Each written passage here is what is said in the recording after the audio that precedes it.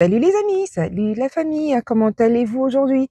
Vraiment, j'espère que vous allez bien. Ce qui me concerne, je vais bien par la grâce de Dieu. Il veille, la santé également.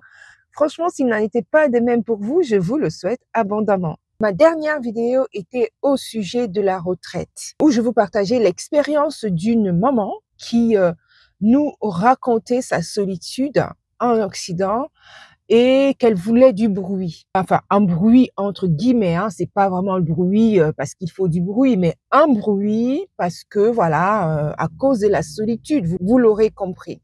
Maintenant, à partir de cette vidéo-là, j'ai reçu un certain nombre de commentaires et je voudrais rebondir sur certains de cette vidéo-là, vraiment parce que vraiment, oh là là, la communauté est remplie de personnes très bienveillantes et de personnes qui peut-être passent également par la solitude, hein, soit de la retraite ou alors simplement de la vie en Occident. On peut l'analyser assez facilement. Mais je vais là, aujourd'hui, vous sortir un petit commentaire qui m'a particulièrement interpellée. Je voudrais ensemble qu'on puisse l'analyser et qu'on ressorte les points, les éléments importants qui concernent toujours la retraite. Ce commentaire-là amène à questionnement. Et voilà, sans plus tarder même, allons-y tout de suite, immédiatement. Bon, je vais raccourcir hein, quand même, parce que bon, après, le nom est très intéressant, mais il est un peu long. Il nous dit, ou elle nous dit, en passant, juste pour dire, ne fais pas les enfants pour la retraite. On peut avoir une bonne retraite avec ou sans enfants. Ça se prépare pas seulement financièrement, mais aussi moralement et spirituellement. Et tes choix aussi déterminera ta retraite. Disons, tes choix détermineront ta retraite. C'est-à-dire que faire des enfants, ce n'est pas juste pour la retraite, en fait. Et que tu peux passer une bonne retraite sans avoir fait les enfants. Je reformule, faire des enfants uniquement parce que tu veux passer une bonne retraite, ça n'est pas la peine. Et puis, avoir une bonne retraite ne dépend pas forcément parce que tu auras fait des enfants. Cette retraite se prépare aussi parce que tu te serais préparé spirituellement, financièrement, et que tu te sens tout simplement épanoui autour de toi. En gros, écoute, elle nous dit, faut arrêter de faire des enfants si tu simplement c'est pour ta retraite. Bon, après, moi, je pense pas que ce soit si radical que ça. C'est-à-dire, on ne peut pas se dire, OK, je fais les enfants parce que je pense simplement qu'à ma retraite. Non. Je ne sais pas si beaucoup de gens font leurs enfants. Les parents mettent les enfants au monde aujourd'hui parce qu'ils se disent, écoute, voilà, moi, j'aimerais que ces enfants prennent soin de moi à la retraite. C'est pour ça que je les fais. En tout cas, moi, ça n'est pas du tout mon cas. En faisant mes enfants, honnêtement, je me suis pas dit, faudra que ces enfants prennent soin de moi à la retraite. Ou alors parce que j'espère hein, que ces enfants prendront soin de moi à la retraite. Pas du tout. Mais le cours des choses fait que la nature même des choses, la nature, la loi de la nature, la loi de la société, la loi de la vie fait que, en tout cas, tu as besoin d'être entouré. C'est-à-dire que quand tu fais tes enfants, tu te dis également en fait que, bon, à un moment donné, ces enfants-là prendront soin de toi. C'est tellement naturel. Enfin, c'est tellement naturel. C'est-à-dire que, enfin, quand même, on ne peut pas être, je veux dire, bon, quand tu as eu la grâce d'avoir des enfants, parce qu'il y a aussi d'autres personnes qui n'ont pas cette opportunité de faire des enfants, certaines personnes, mais quand tu as la grâce de faire des enfants, c'est vrai que tu ne fais pas tes enfants uniquement, ou alors dans un premier but que parce qu'ils doivent s'occuper de toi à la retraite. Non, je pense pas. Mais je pense plutôt que, en fait, c'est la loi des choses. C'est-à-dire, quand tu vieillis, les enfants viennent naturellement, s'occuperont de toi. Pas s'occuper de toi de A à Z, quoi. Ils prendront de tes nouvelles, ils subviendront à tes besoins, ils seront là quand il faut, ils seront ton conseil de vieillesse, hein. Même si en Afrique, hein, pour les Africains qui passent par là, on dit que la vieillesse c'est la sagesse, ou alors on respecte plus les aînés. Mais quand même, le troisième âge est un âge vulnérable. C'est-à-dire quand on arrive à la soixantaine, on est un peu plus vulnérable que d'autres. Les enfants sont là justement pour prêter main forte. Mais ce n'est pas, on ne les fait pas forcément parce qu'on attend cette main forte. Maintenant, pour des personnes qui n'ont pas eu des enfants, ou alors qui se sentent abandonnés même s'ils ont eu des enfants, c'est deux cas différents. Je ne sais pas si cette personne qui fait ce commentaire, je ne sais pas, je connais pas sa situation. Si c'est par exemple une personne qui n'a pas eu la possibilité d'avoir des enfants, bon, je compatis si elle n'a, si ce n'était pas son choix, parce qu'il y a aussi d'autres personnes, même si c'est rare en Afrique. Je parle un peu plus Afrique ici, parce que ici, c'est quand même une chaîne. Je sais que beaucoup de gens qui écoutent cette chaîne sont de la diaspora africaine. Donc, du coup, j'aurais tendance à parler de la communauté africaine. Ne pas faire les enfants, c'est vraiment pas facile, quoi. Enfin, tu as besoin d'en faire parce que la société va te presser, parce que, enfin, quand même en Afrique, même en Occident, mais ça, le poids n'est pas si dur, le poids n'est pas si pressant, même si c'est quand même présent. Que ne pas faire des enfants, on t'interroge en gros du regard. Bon, c'est vrai que elle expérimente peut-être autre chose. Les personnes qui n'ont pas fait des enfants expérimentent autre chose, vont plus focaliser leurs attentes sur la programmation. Cette programmation qui est tellement importante, ceci dit. Et puis surtout, c'est ton mode de vie aujourd'hui qui va déterminer ta retraite demain. Si par exemple aujourd'hui tu t'en fous des gens autour de toi, tu ne bâtis pas tes amitiés. Tu es par exemple quelqu'un qui reste des semaines, des mois et des mois, tu aimes rester seul, seul, seul. Tu ne prends pas des nouvelles. Tu es là dans ton coin.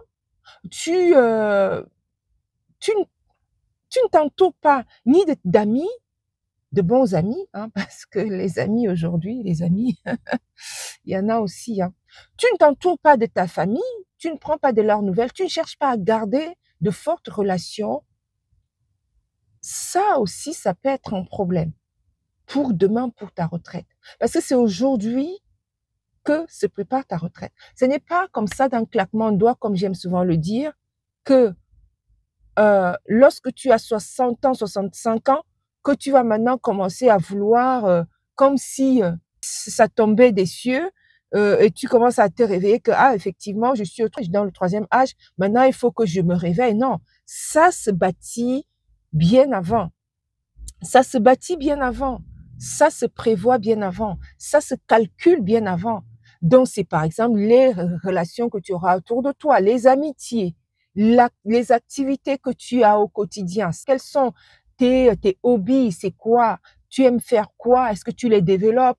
Tes passions, c'est quoi? Est-ce que tu les développes? Les amitiés, est-ce que tu as de bons amis à long terme? Est-ce que c'est des personnes aussi fidèles? Est-ce que ta famille, est-ce que, voilà, quelle relation tu as avec ta famille? Est-ce que tu les encourages aussi comme eux, ils t'encouragent? Est-ce que tu prends des nouvelles? Est-ce que tu as des relations familiales avec elles? Est-ce que tu aimes ça? Est-ce que, voilà, est-ce que il y a tellement de choses qu'il faut bâtir maintenant pour le futur? Parce que ce n'est pas du tout lorsque tu es à la retraite que tu te réveilles pour dire, voilà, tiens, je suis maintenant à la retraite, il faut que je me prépare. Non, non, la retraite se prépare bien avant. Un entourage fort, des amitiés, le social, des activités, etc. Ce que beaucoup de gens, quand même, je vais noter ici, qui ont des enfants, souvent oublient de faire et pensent, pas à juste titre, que ces enfants-là viendront prendre forcément soin d'eux, alors que les enfants, eux, ont aussi leur vie. Même si je n'encourage pas les enfants à ne pas prendre soin de leurs parents. C'est normal. On n'a même pas besoin de te demander de prendre soin de tes parents lorsqu'ils sont vieux. C'est un sentiment naturel. Excusez-moi, les amis.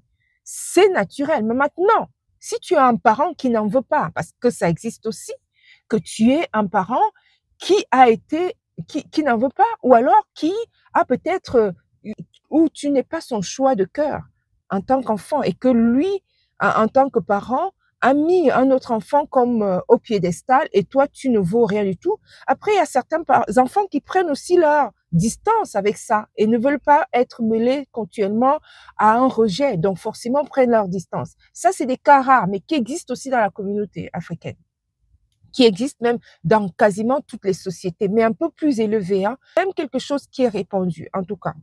Si ce n'est pas ces cas-là, parce qu'il y a des cas exceptionnels comme ces cas-ci, où il y a des soucis dans la famille, où la personne âgée se retrouve un peu seule pour ces circonstances-là.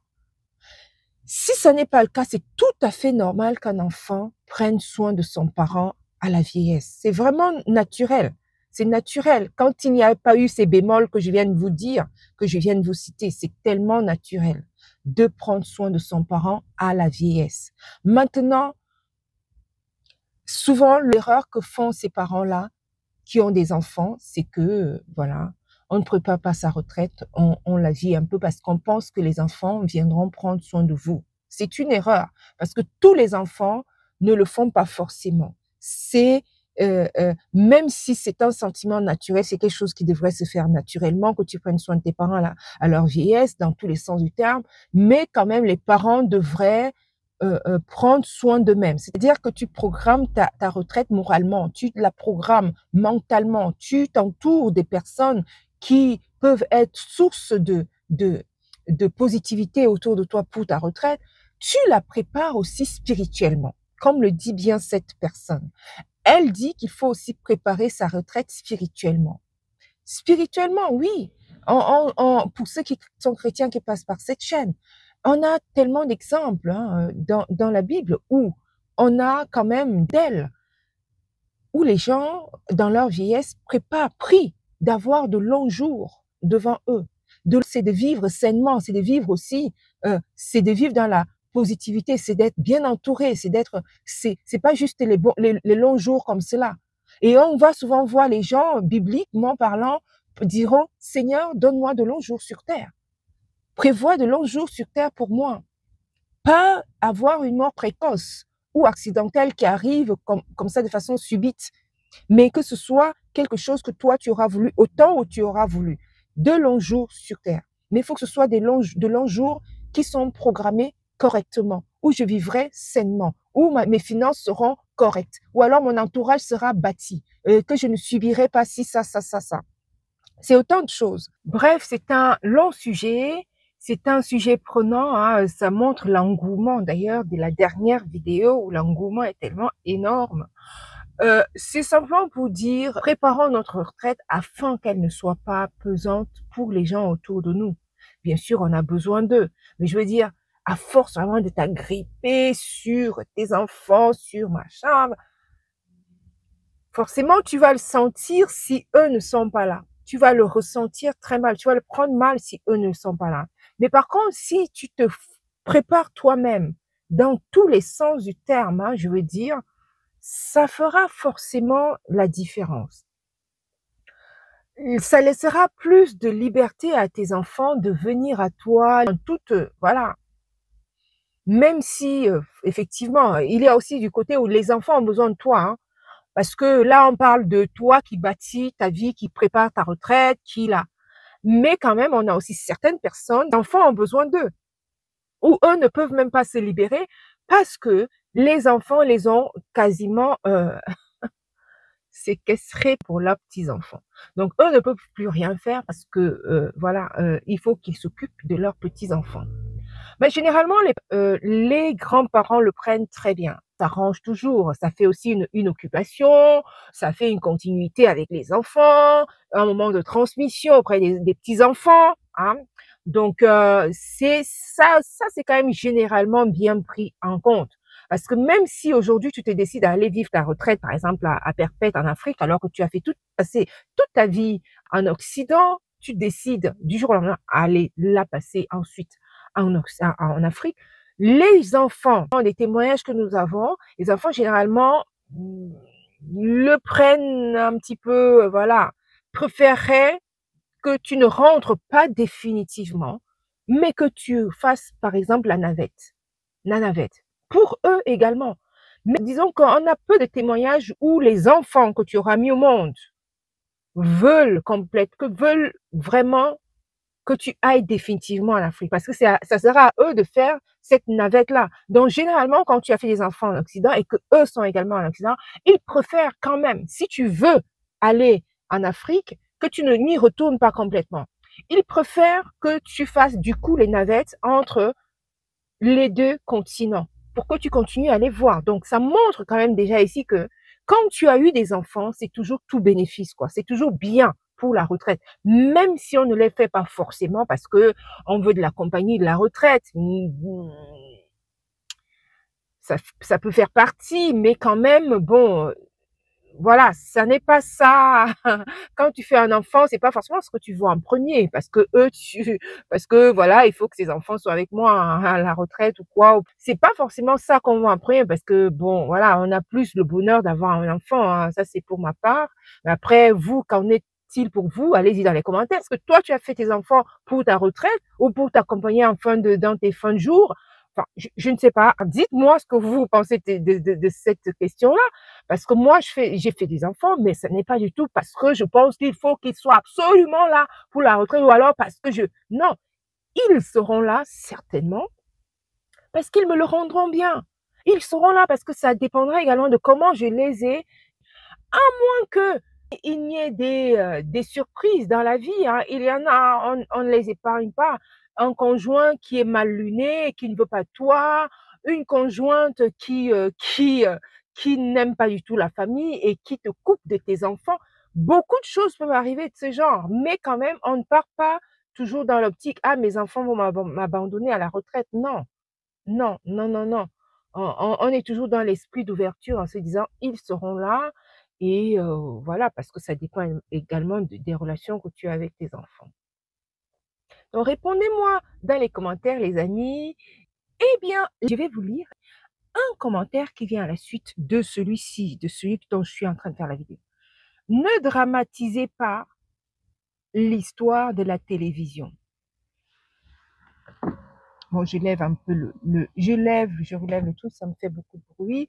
Ne dramatisez pas l'histoire de la télévision, bon, le fait qu'elle aime du bruit, etc.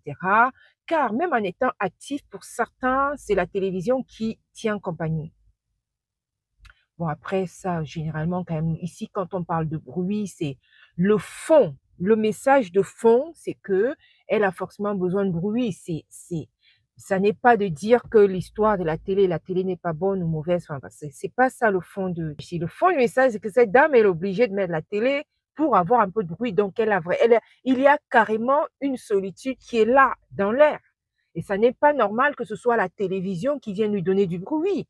Il y a des enfants, enfin bref, il y a plein d'autres choses par lesquelles qu'on peut passer pour avoir du bruit. Voilà le fond du message. Alors, c'est Ina Yatamzat. Je ne sais pas si je prononce bien. Bon, tu m'excuseras, Ina Yatamzat, si j'ai mal prononcé ton nom. Ton pseudo, bien sûr. Je continue à te lire. Aussi, ça dépend également du choix de chacun, car la vie à la retraite va dépendre du choix fait quand on est actif. Quand on s'isole pendant qu'on est actif, c'est normal qu'on soit aussi isolé à la retraite. Je suis tout à fait d'accord. C'est exactement ce que je viens de dire.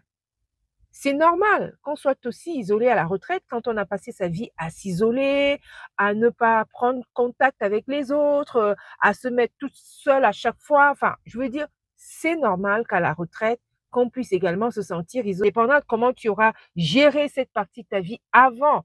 Donc, c'est tellement important de se dire ça là.